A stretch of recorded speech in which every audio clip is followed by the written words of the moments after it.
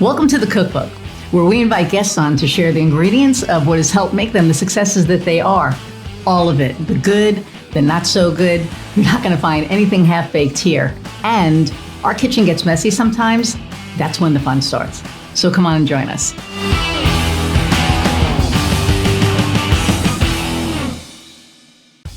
Hey everybody, and welcome to another episode of The Cookbook. I'm your host, Iris Goldfeder, and I am super excited about my guest today. So Diann Wingert and I met months ago, and we're both neurodivergent, and we both, we just like clicked, but we clicked like only two ADHD people could click.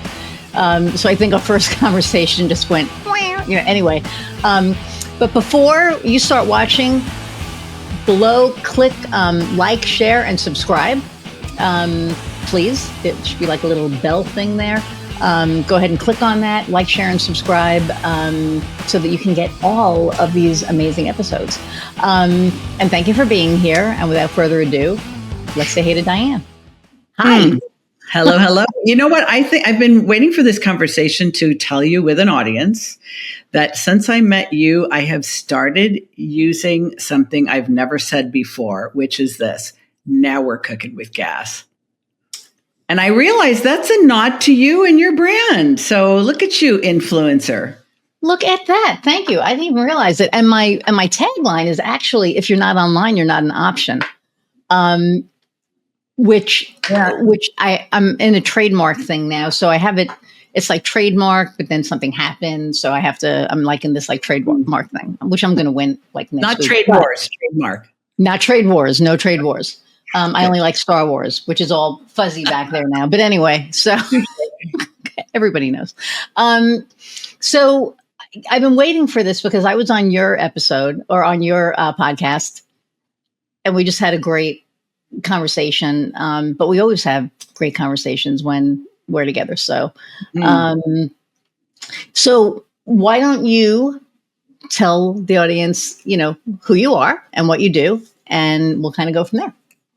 Well, just like this conversation already feels like Mr. Toad's Wild Ride. So has my life and my career.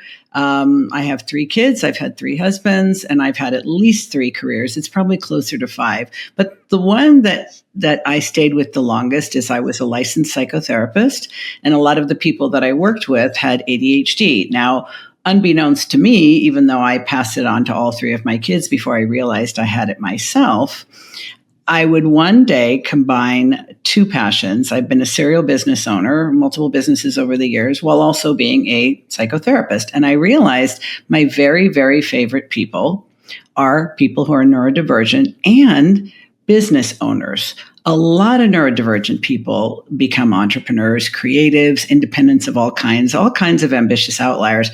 But I realized that an independent business owner is only going to be as successful as they are grounded, functional, healthy, happy, and aligned with their gifts. So that's what I'm doing now. My podcast is called ADHD-ish because it doesn't matter to me whether you have an official diagnosis or not. But when you identify with the traits, the kind of traits that you and I both have, Iris, and how they show up in your business as both gifts and challenges, that's my jam. I love that so much. And what I find is like I was treated for it was called hyperactivity when I was in boarding school when I was a kid, because my mother didn't want to deal with me, so she put me in boarding school for 4 years when I was like 11 or something. And they had me on, I don't think it was Ritalin. I just remember it was like this teeny little brown pill that they were like, this is your vitamin. Like they never told me that it was supposed to, calm my ass down. Yeah. So I'd been on it for like 4 years, and then I was off it. And it wasn't like they weaned me and they were like, okay, you're going to stop taking this now. It was just, I left the boarding school and that was it. So they were done with you. So it was somebody else's problem to manage after that. Twice a day in the morning. You know what? I'm just thinking because it probably was Ritalin or the generic for Ritalin, methylphenidate, which is still around. It's still considered a really good drug. Now there's a few other options, but yeah, I mean, you have a lot of energy, you have a lot of ideas, you like to talk a lot, and that's not true for most females with ADHD. You and I are both the combined type, which is highly energetic, highly creative, highly imaginative, and very chatty. And that's a management problem for school teachers, but it's great for entrepreneurship, as we've talked about. Yes. And I, and like Annie, I put Annie in our little bucket, right? Because she's just like the amazing magical being. She is. She's like my little, I don't want to say my little pixie, but my little she's just amazing. But what I found, for me personally with, having ADHD is what people don't realize. So I got diagnosed recently as an adult, like 8 years ago. My doctor gave me Adderall or whatever it was. I took it and it felt like it completely stopped me. Like I went from having all this energy to literally just like being a robot. And I took it once and that was it. I was like, no. Yeah. But with people with ADD, what I think our power and our challenge, as you put it, is we have the ability to see everything.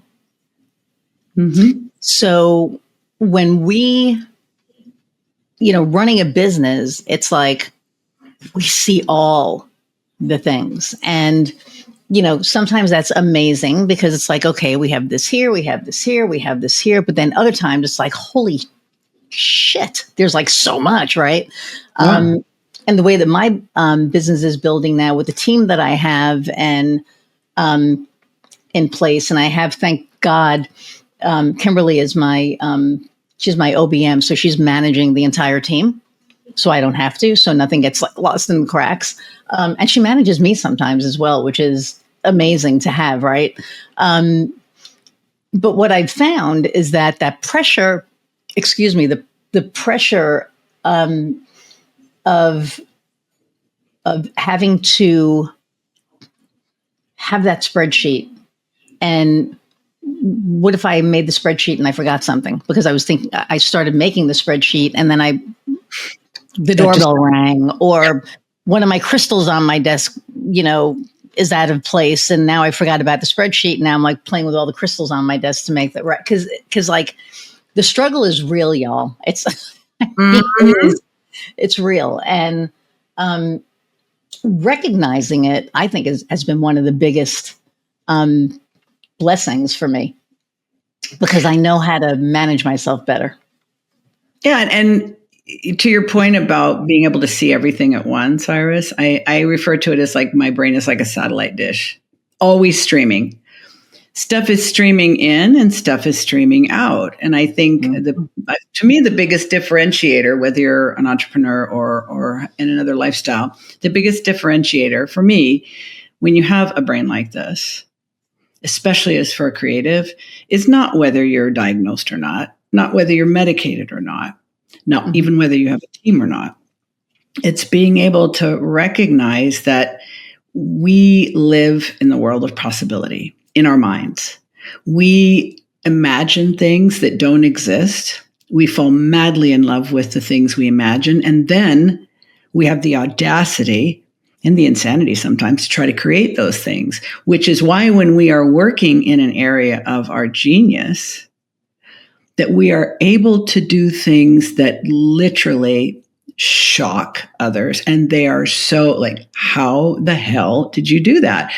And when you say, oh, I have no clue, they think you're holding out on them. In reality, you don't know how you did it. You don't. So I just started saying, it's my magic. And, maybe they thought I was being cheeky, but it's literally when you combine something you're really interested in, you are attracted to like a magnet, you're super curious about, you find intrinsically exciting and rewarding, the ability to see all the things and to imagine how it could be optimized, like That's a gift. Now, other people might be able to achieve good outcomes without that gift, but with it, exceptional. And you have to manage all the things that interfere with manifesting that gift, like time blindness and impulsivity and distractibility and forgetfulness and the whole clusterfuck of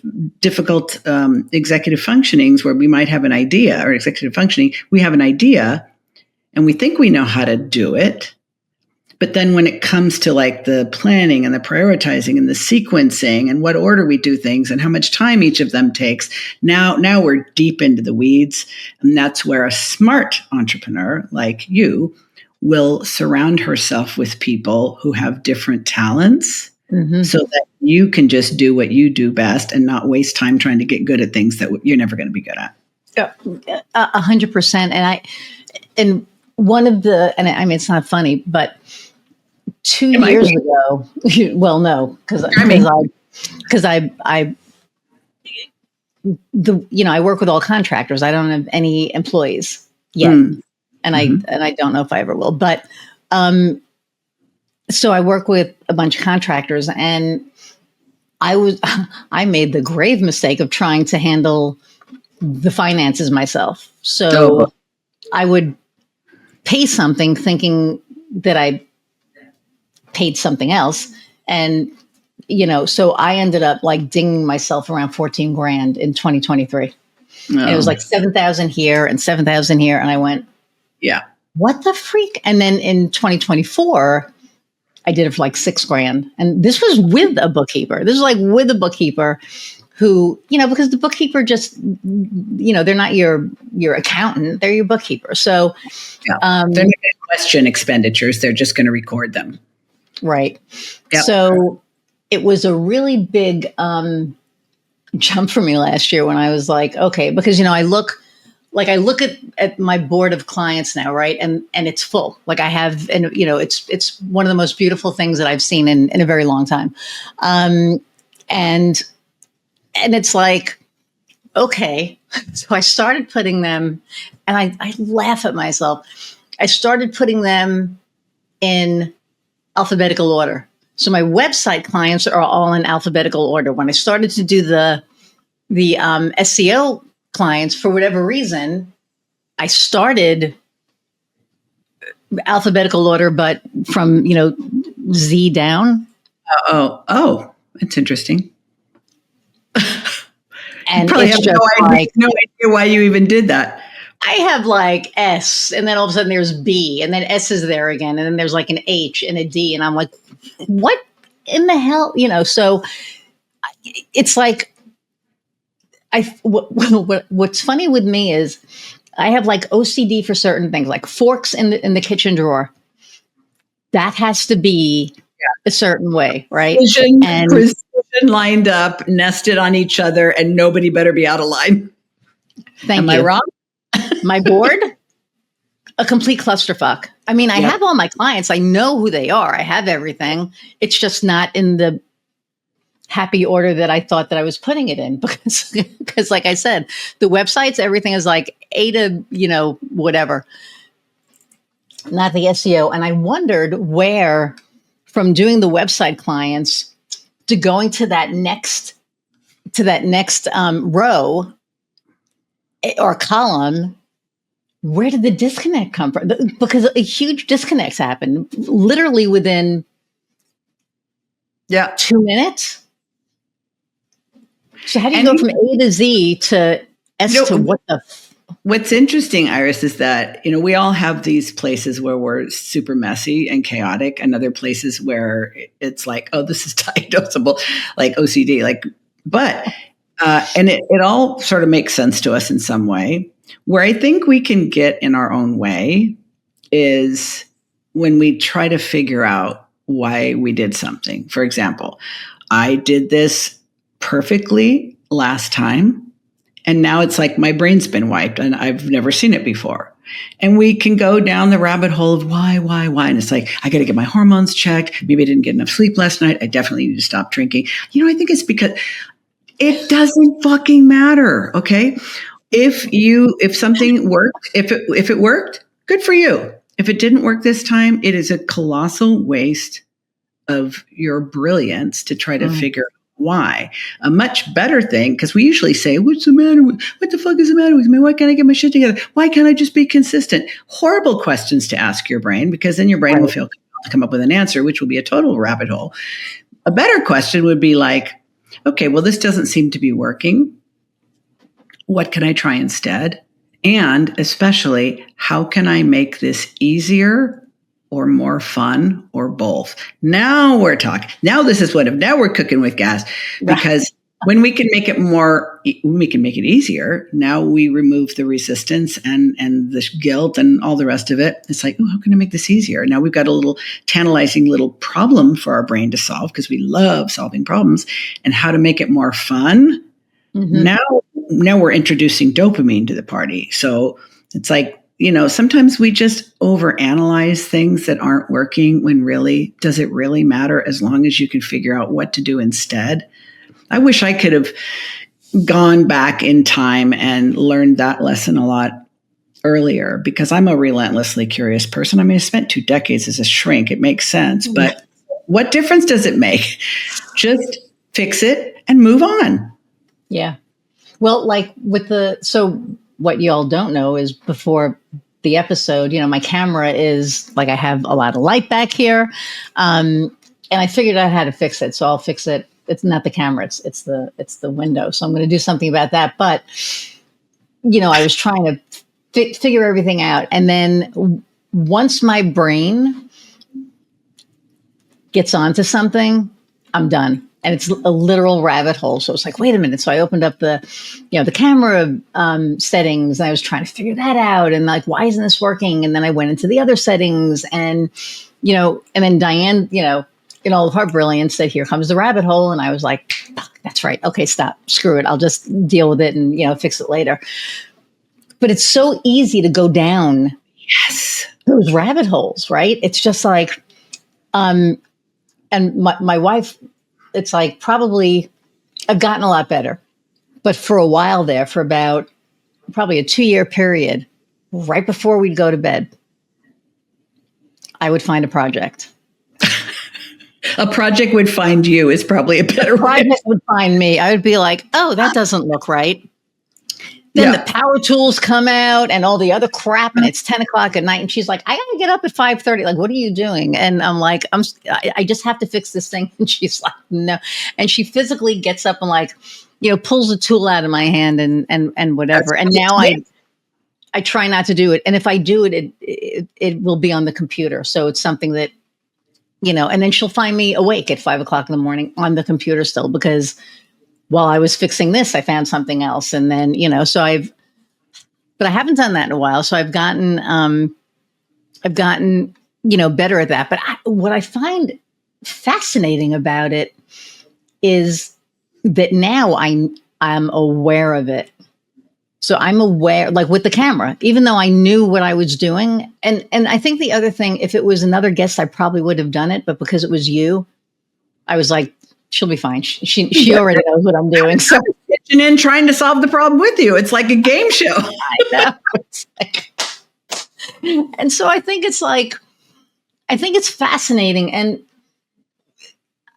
I think one of the things that I've found recently is that, because the world is a shit show, right? It's just like, I get teary thinking about it. It's just such a shit show right now. And I've never, ever been ashamed to be an American, but I am right now. And I have no problem saying that on air. I have friends in Canada that I'm like, I am so fucking sorry. Like, I don't even know.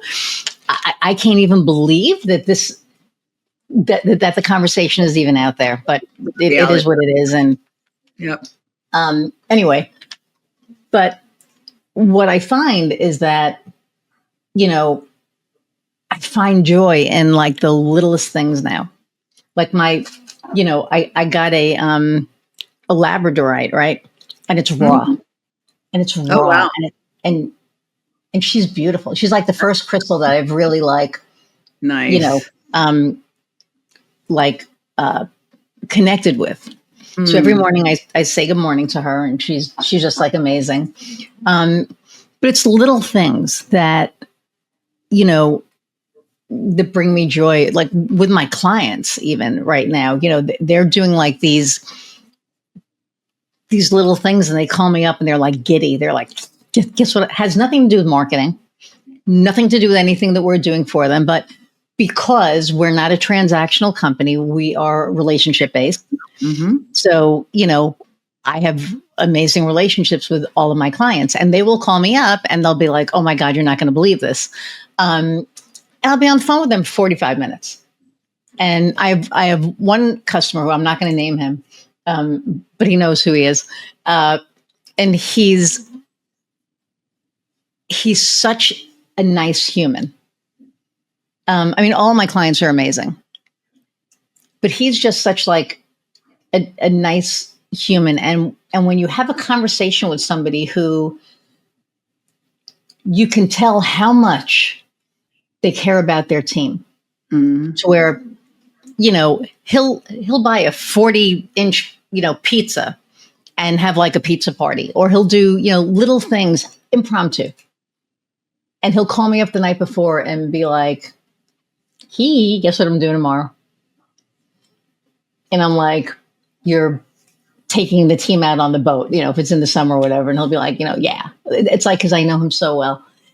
And so to be able to find joy right now in the little things for us, and in the little things for our, you know, clients who become friends, and just in general, to me, I think is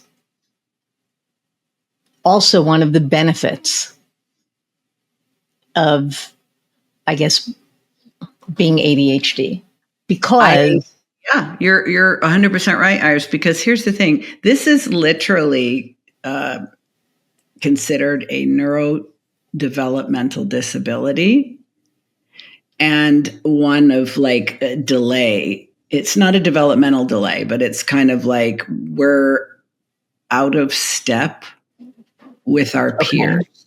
Now, stay with me for a second, because there's so many people say, oh, they're so immature. You're so immature. Like you interrupt, you get excited about things that everyone else thinks are stupid. You get obsessed about all kinds of nonsense. And it's like, but here's the thing. Most human beings, a neurotypical human being, as they get older, their interests narrow. Their willingness to take risks, to try new things, to learn new things, to step outside their comfort zone or even expand it, starts to diminish. And most importantly, their curiosity and playfulness definitely decline. And you see very few older people are curious and playful. However, in my experience, we've both been on the planet a few decades. That has not diminished for me at all, and I don't believe it has for you, which makes us delightful in many ways, because our ability to get super excited about the smallest thing, our ability to experience genuine joy for the things that other people find exciting, our endless curiosity, our playfulness, our silliness, I think these are not only things that make us exceptional, but add real value to the people around us, especially in times like this, when everyone is either apathetic, terrified, or in some state of despair. I feel all those things too, but I know, like you with the Labrador, I know what I need to do, and it usually involves dogs. I know what I need to do to shift my mood, which shifts my energy, which shifts my motivation, and allows me to tap back into my natural effervescence, which I don't think is going to go away until my last breath. Yeah, I agree with that 100%. And I think we find the wonder in things too, right? Like for me, it's so, and you know, I have my 2 dogs. And in the summer, I have hummingbirds, and I know they're not mine, but they're mine, right? Because I feed them, and I take care of them, right? And I could tell you who's who, and give them names. I don't name them only because I get nervous that if I name them and then I lose one, it's going to hurt more than if I don't. Misgender one too, so it's probably better just keep it neutral. Like, I have you you can't don't hold know. one. You have no idea. So, but the funny thing is I get really protective, and so praying mantis eat hummingbirds. Oh no! I mean, they eat hummingbirds, and they're protected. And I also love praying manti, right? So for me, it was like shit, and I found, and this was last summer, a praying mantis on top of my hummingbird feeder. And I was like, fuck no. So I wasn't going to kill the praying mantis. I was going to say, did you have a homicidal rage or what did you do? I was so torn because it's like, I can't kill you. Yeah. But I can't let you eat my hummingbirds either. So I took a stick and I took a stick, and it was a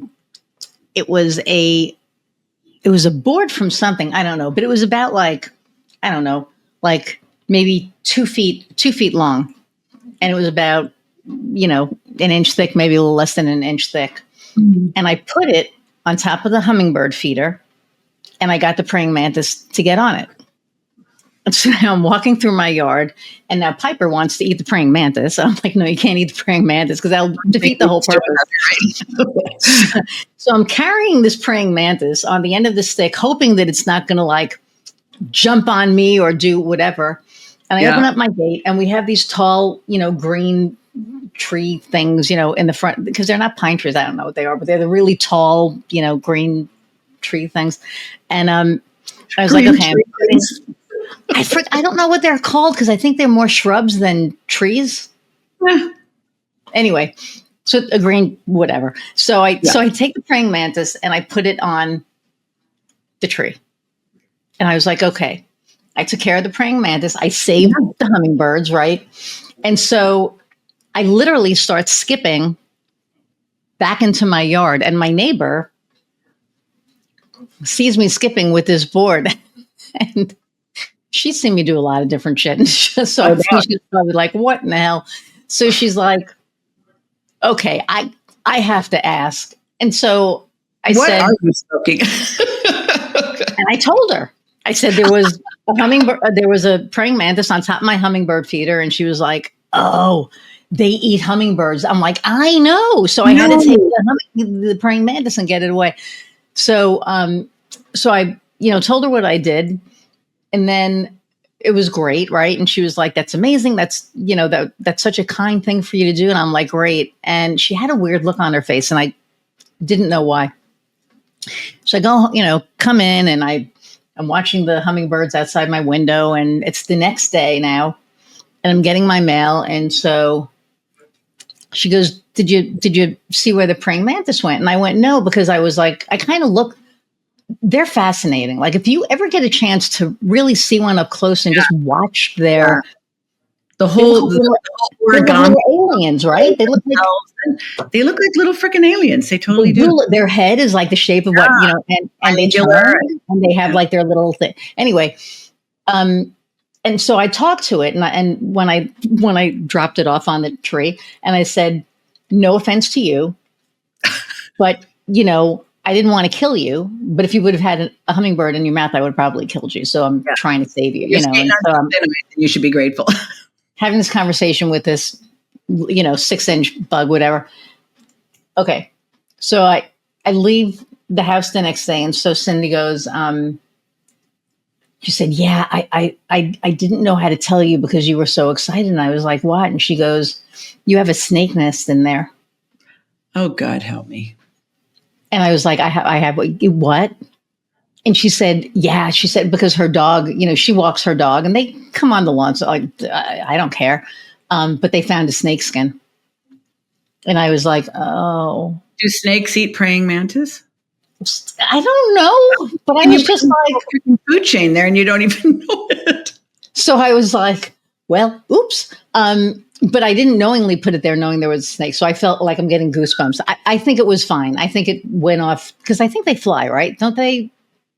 You know what you're demonstrating, my friend? Something we talked about in a previous conversation. And it's why you have a successful business. And it's a differentiator.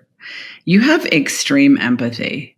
And not only that, you genuinely care about other beings and helping them thrive. And the combination of that empathy, your really good ability to listen to the things that people say and the things they aren't saying, combined with that ADHD satellite dish where all this the systems thinking and all the dots are connected. I always say, people say, what's it like having an ADHD brain? And this is going to be really hard for them to imagine. I said, well, let's go with this. We make a lot more connections between the dots, and we make a lot more dots. So you've got this whole systems thinking brain and this whole strategic thinking and the empathy. It's like that combination is super powerful, especially when you apply it to someone else's business, because you'll see things they don't see. They can't see. They're too close to it. Then you'll say, well, why don't you just, they'll be like, wait, what? So your empathy for the hummingbird and for the praying mantis and your neighbor's empathy for you, she didn't want to spoil that moment for you by saying, she's such a sweetheart. But guess what? Guess what? People like us oftentimes are so sensitive and so empathic that other people don't dare tell us certain truths that they're worried will upset us or cause us pain or make us angry.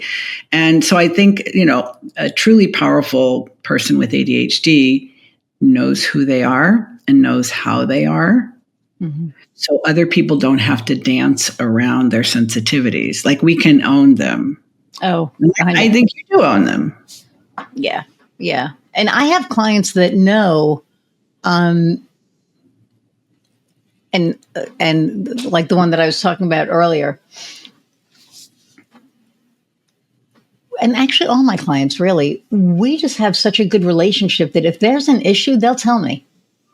And they're not afraid that I'm going to break. They're not afraid that, I'm going to like freak out and be like, oh my God, I screwed up or whatever. Like them and tell them that's not so. 90% of the time I will get to them. Like, I'll see the problem before they do. The other 10%, and it's that 10% that sucks. It's that 10% because it's like I never want a client to come to me with a problem. And when they do, it'll be like, and I'll just say, Jeremy, we had, we do his social media. And the person I have doing his social media is phenomenal. She's a screenwriter, actually. And this is supplementing her stuff, but she is fucking amazing. Like, she makes bugs sound like, so he owns it's called Smith Integrated Pest Management. I'm going to give him a shout out because he handles our, pests. And before him, I thought it was just an exterminator. You going to get on top of that praying mantis situation for you? No, I don't want him to kill them. Oh, they're not pests? No. Praying mantis they're actually, I think, protected federally. Shit, now I'm probably on a federal. No, you're not on the federal watch list. I think we have to say certain words and then we'll get on the federal watch list, but we're not going to say those. I think next year we should both have commission a praying mantis costume for Halloween. I think that would be a suitable tribute. That could be. We could also scare the shit out of people because could you imagine like a 10-foot or like a 6-foot? Yeah, I'm almost 6 feet tall. Mantis. Yeah, see, I'm 5'4", so that tiny. Okay. Yeah, everybody. So Sunny. Yep. We met in Florida, and when we met, she was like, "You're so teeny," and I went, "I'm not teeny." And so she was like, because she thought that I was like so tall. You're such a big personality. Well, thank you. But anyway, so my thing with Jeremy was, she missed like one thing, and he called me up and he said, "Hey, just need to talk to you about this." And I was like, "Okay." And he said, I guess I was surprised because she's never made a mistake before. And I said, "Okay." I said, and I explained what happened because she kind of rushed through something. She was going through some shit.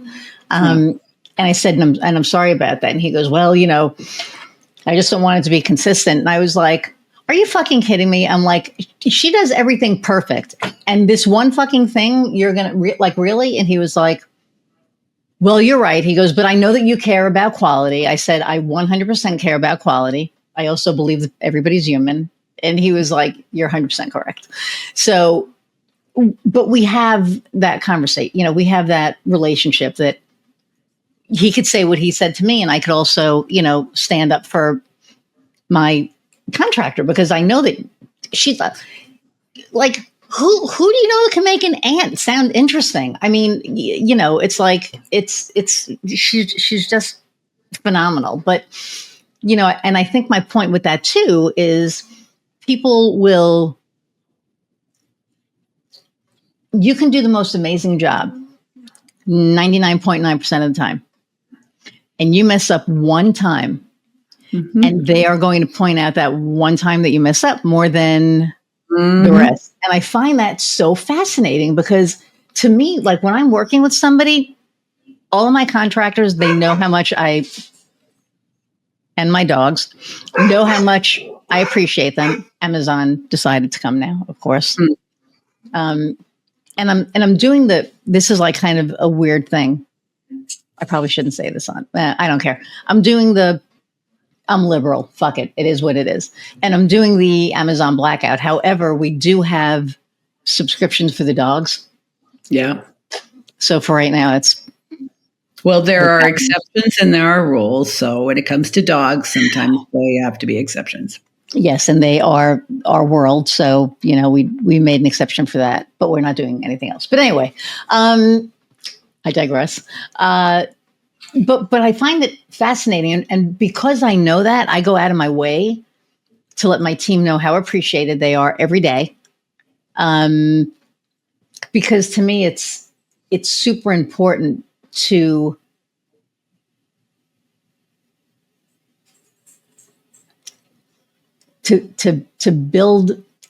build people up so that they feel held.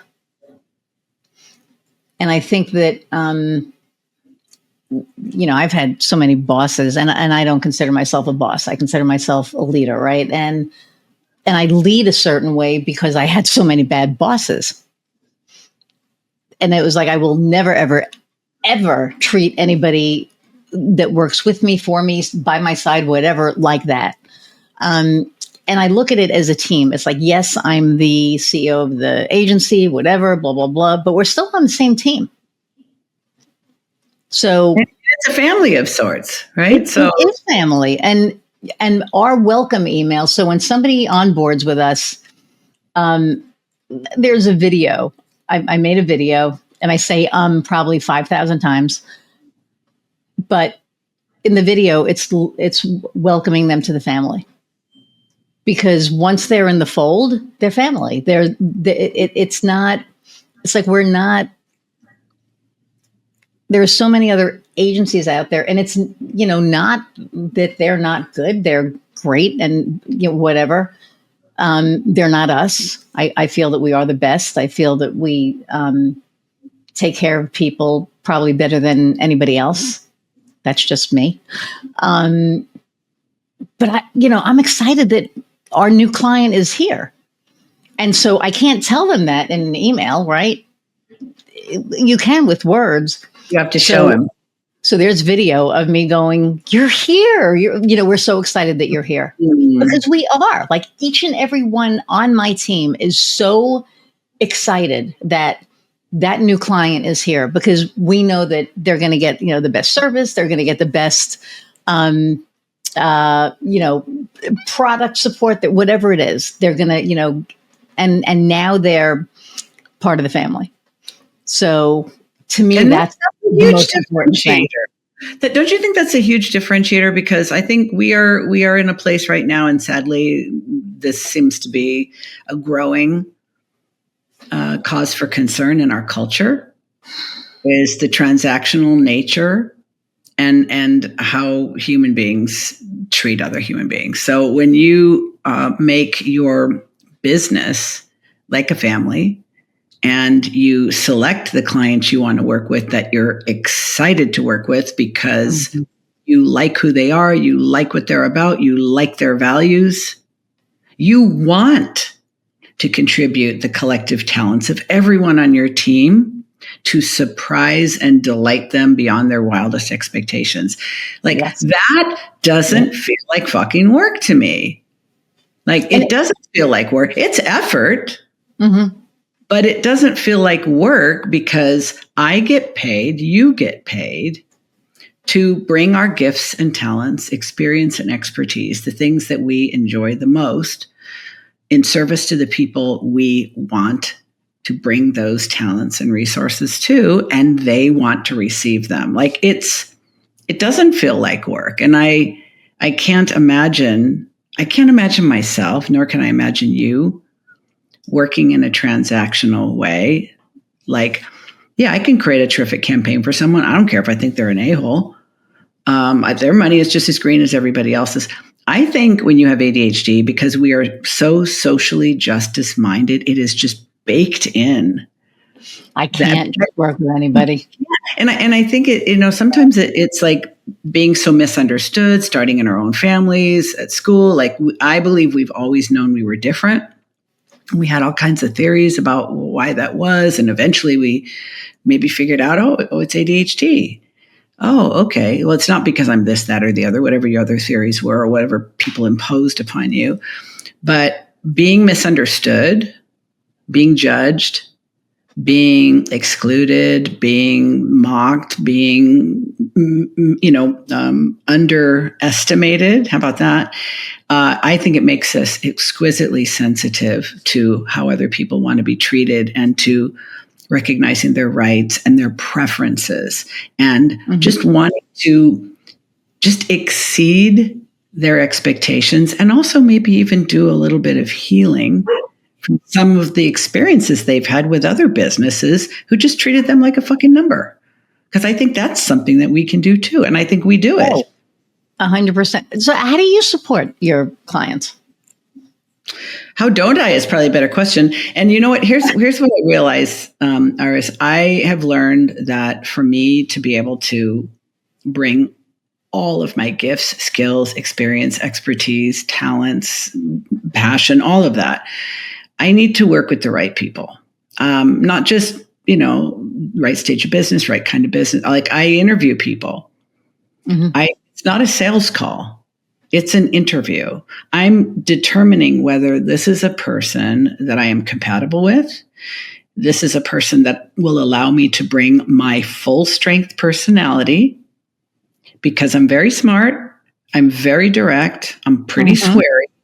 I'm very creative and original. And even though people may say, I think I want all that, to actually experience it, for some people, it's just way too fucking much. They can't handle it. They're like, whoa, So I only want to work with people that not only will allow me to be all of who I am, but who are here for it.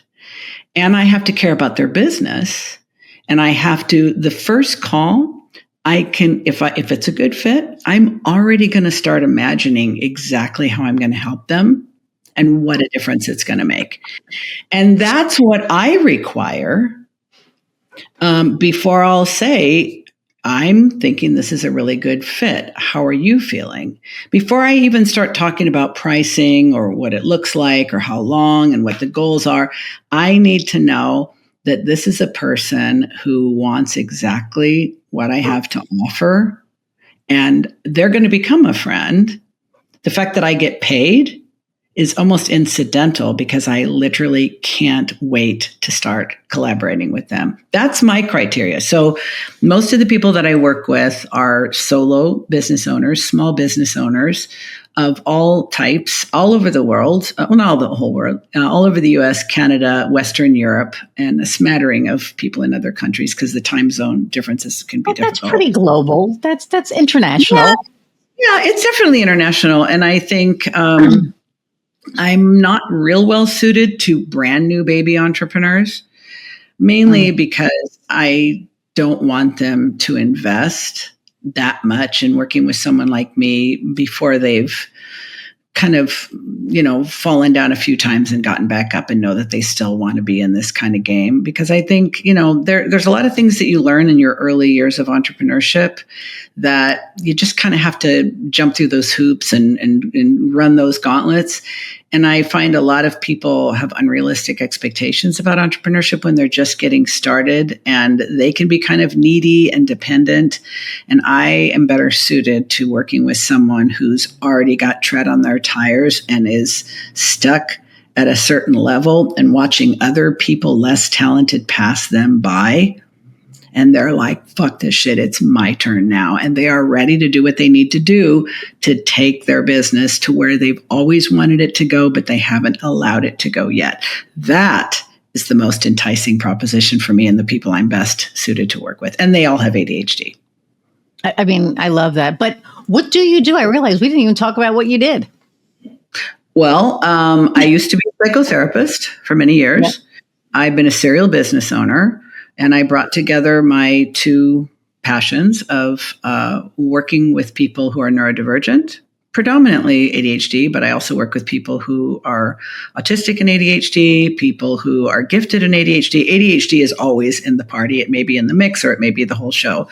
And I especially like working with creatives. And so I do one-on-one coaching and I work with them. We meet on Zoom every other week for usually 6 months. And we start with very specific goals that we address mindset issues, we address skill gaps, we address planning, bolstering their executive functions with either hiring a VA, putting systems or structures in place, accountability. I always say it's a custom path. I have a framework that I created called the Boss Up Breakthrough that I take people through. But because people come at different stages in their entrepreneurial journey and with different strengths and limitations, I can skip over things that they don't really need and double down on things that they do need. Because what I'm interested in is when we get to the end of the engagement, I want them to literally say, I am so proud of myself. I had no idea I was capable of this. And now that I know, I would have gladly paid twice as much. That's what I'm going for. Nice. I love that. And it doesn't surprise me. So I think we're pretty similar in that respect. I think so. When you're truly heart-centered, it shows. And people know, people know bullshit when they see it, right? And like I know, bullshit. And I do, the first time I meet with somebody, they don't know that it's an interview, but as much as they're, deciding if they want to work with me, I'm deciding if I want to work with them. And one of my newest clients, and this to me was just like the funniest thing, is this guy that when he called me, I think I even told him this. Maybe I didn't tell him. But, it was from a different state and I wasn't going to answer it. And I was like, let me just, answer it. And, he told me he found me on Google and that he looked at all the other agencies in town and he wants to work with me. And he's brand new, like brand new, doesn't have a logo, doesn't have like anything, like just like brand spanking new. But, his profession provides, he can afford it. So and I think the other thing now is that I don't want to talk to people that can't afford my services. So that's like another story. But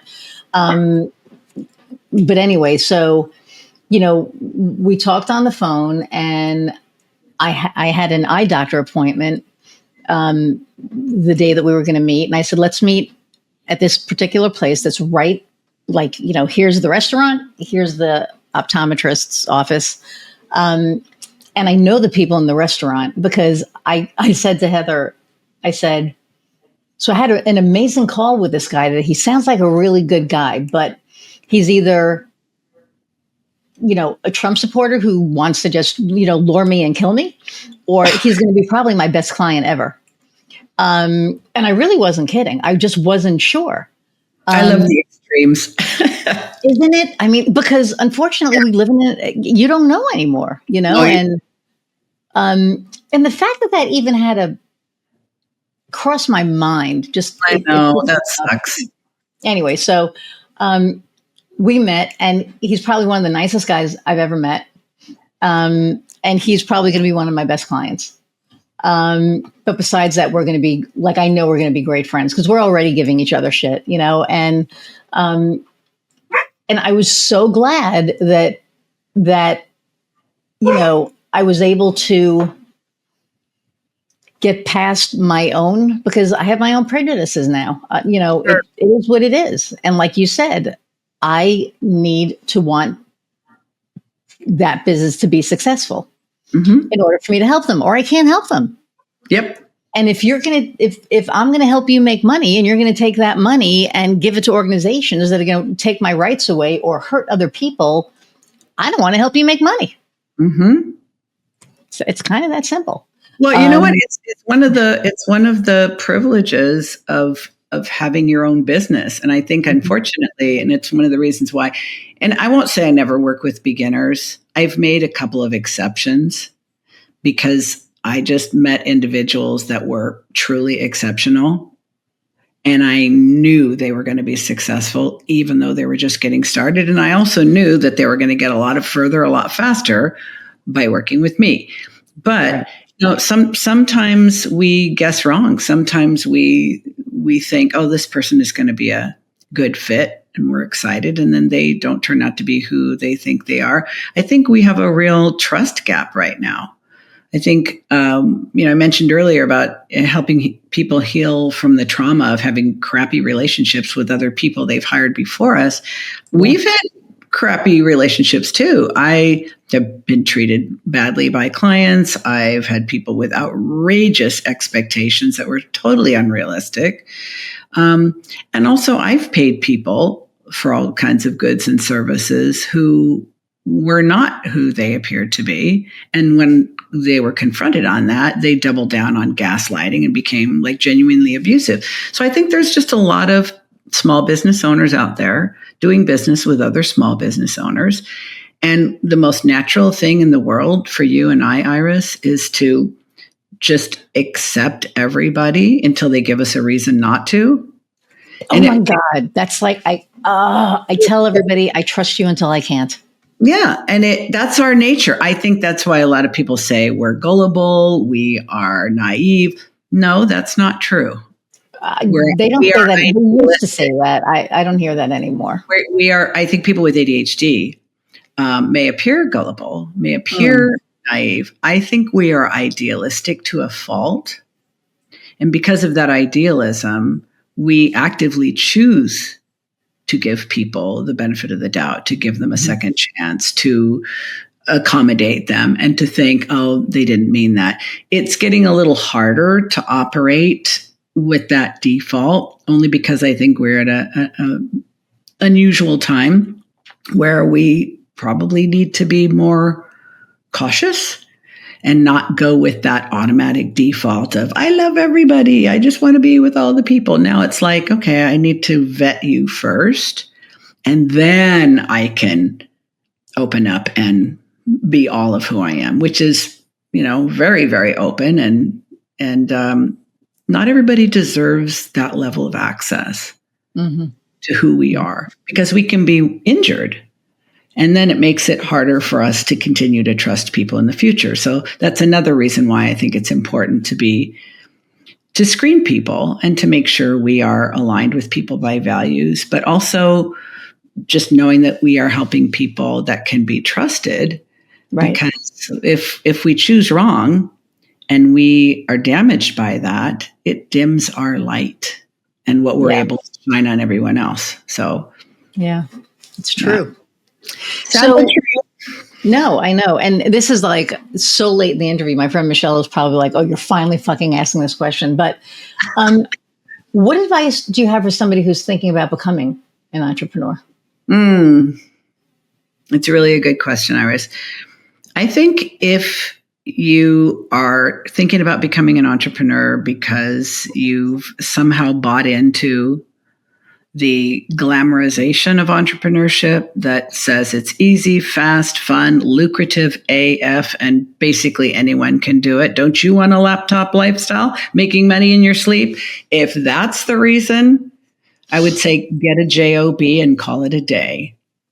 But if you are a person, especially a woman, especially someone who's been conditioned to put the priority on other people's needs, wishes, wants, preferences, and priorities, and hold back on what she really wants. If you have spent a few decades doing that and are now thinking, but I've always wanted to start a business, I would say sign your own permission slip and get started. You know enough, you are enough, and you do not need to ask anyone else how to do it.